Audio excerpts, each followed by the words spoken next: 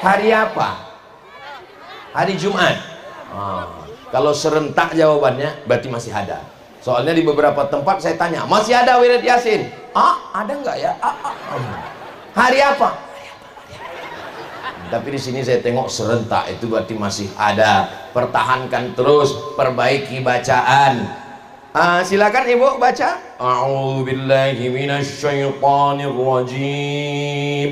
Masya Allah, kelihatannya utusan dari Lombok Utara ke nasional.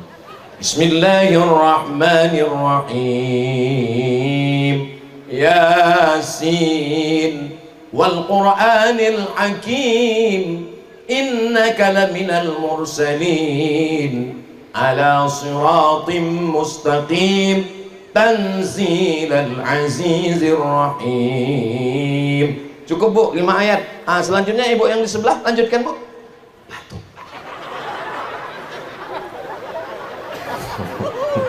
Perasaan ibu batuk udah 15 tahun. Kalau ada hari ini yang belum bisa baca Quran, jangan malu, jangan sedih, jangan putus asa. Karena dalam Islam belajar nggak ada batasan umur. Saya ini bodoh Pak Ustadz, saya ini dulu nggak ngaji Pak Ustadz, saya ini orang kampung Pak Ustadz, saya dulu nggak mampu ke masjid Pak Ustadz. Tapi saya mau balas dendam, anak saya mesti pandai, mesti hafal Quran. The best, mantap, mestinya begitu. Ada juga orang tua, saya ini nggak bisa baca Quran Pak Ustadz, saya bodoh, maka anak saya mesti lebih bodoh dari saya Pak Ustadz. La tus'alunna yawma idzin 'anin na'im. Bapak akan ditanya semua tentang nikmat-nikmat. Nikmat mata, sudahkah kau pakai melihat Quran? Nikmat telinga, sudahkah kau pakai mendengarkan Al-Quran? Nikmat pikiran, sudahkah kau pakai merenungkan Al-Quran? Afala yatadabbaruna Al-Quran. Mengapa mereka tidak mentadabbur, merenungkan isi Al-Quran? Am ala qulubin aqfaluha. Apakah hati mereka terkunci? Kalau sudah hati terkunci, tak ada yang bisa menolong. Khatamallahu ala wa ala wa ala. Loh, ternyata orang tuanya hafal Quran semua. Luar biasa, amazing. Khatamallahu ala qulubihim wa ala sam'ihim wa ala absarihim ghishawah. Itulah laknat di atas laknat. Sakit bukan laknat. Boleh jadi karena sakit itu kita lebih banyak berzikir. Miskin bukan laknat, boleh jadi rezeki dikurangi Allah supaya kita lebih khusyuk beribadah. Laknat adalah rezekinya banyak, matanya terang, melupakan Al-Quran, tidak peduli kepada pondok pesantren. Itulah laknat di atas laknat. Mudah-mudahan Allah menyelamatkan bangsa ini dari laknat.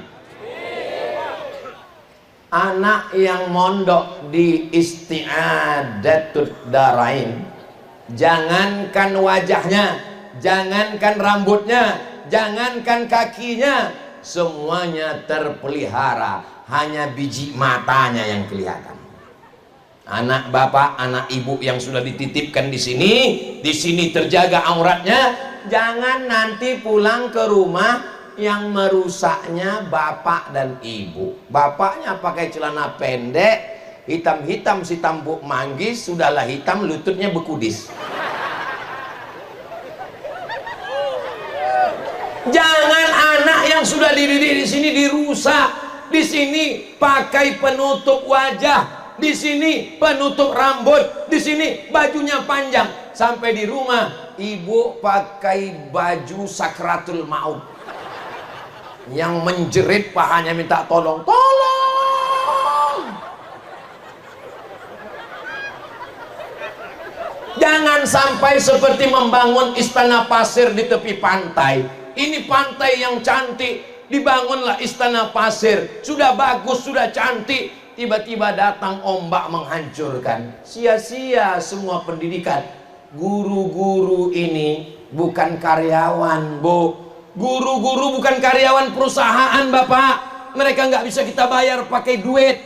Itu bukan gaji, nggak sepadan. Siapa karyawan di Indonesia yang mau digaji dari mulai bangun jam 3 subuh sampai jam 10 malam? Mereka adalah tuan-tuan guru, ustadz ustazah yang menolong kita dari azab Allah Subhanahu. anak saya panggil, Mizian Hazik Abdillah, sini. Coba baca surat pendek. Amma yatasaalun 'anil naba'il 'azim alladzi hum fihi mukhtalifun. Kalla saya'lamun, thumma kalla saya'lamun. Alam naj'alil arda mihada. Meleleh air mata saya. Waktu itu dia masih TK, belum SD. TK dia bisa hafal. Abdul Somad, kau tabligh akbar ceramah di stadion bisa, tapi bisakah kau buat anak kecil ini bisa menghafal juz amma? Saya pernah diundang di acara TK.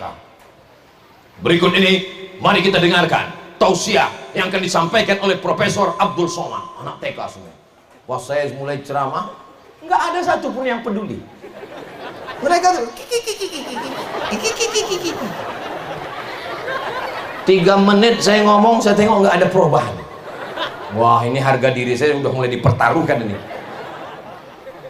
Allah mau ngasih tahu, hai Abdul Somad, kau tabligh akbar oke, ceramah di TV oke, ngomong di radio TV, tapi sekarang kau ngomong di depan anak TK, nggak ada harga dirimu Abdul Somad. Tiba-tiba anak saya TK pulang hafal juz amma, senangnya hati saya, meleleh air mata saya peluk dia. Ya Allah, saya datang ke sekolahnya, mau berterima kasih ke gurunya, mau saya cium tangannya, pas ketemu nggak jadi, gurunya perempuan. Jangan sepelekan guru perempuan. Ketika saya sedang tausiah ceramah di depan anak TK ribut semua. Akhirnya saya panggil pawangnya. Ibu kepala TK tolong bisa ke depan. Datang gurunya perempuan kecil aja. Anak tepuk anak soleh. Anak soleh, sayang papa, sayang mama. Diam semua ya, diam. Duduk cantik. Diam. Mama semua. Kok bisa nggak tahu saya itu ya? Saudara yang dimuliakan Allah, kita ini bukan apa-apa, kita ini bukan siapa-siapa. Bapak boleh dokter spesialis, bapak boleh polisi tentara, bapak boleh punya pistol besi, bapak boleh jenderal, tapi untuk mendidik anak-anak belum tentu bisa. Serahkan ke pondok pesantren. Saya bukan ustadz, saya bukan tuan guru, saya bukan ulama. Bagaimana supaya saya dapat amal jariah mengalir sampai hari kiamat? Bangun kelas, bangun asrama, tapi saya nggak kaya Pak Ustaz. Kau bukan ulama, bukan Pak Ustaz. Pejabat, bukan juga. Orang kaya, bukan juga. Hafal Quran, bukan juga. Mati aja lah. Ini kejam sekali Ustaz Somad. Kalau nggak bisa membangunkan kelas, 1 sak 2 sak semen, batu kerikil, batu bata, pasir, insya Allah hadiahkan pahalanya untuk almarhum ayah, almarhumah ibu, mengalir pahalanya insya Allah. Amin ya Rabbal. Periksa, cek satu-satu, mana toiletnya, mana kamar mandinya.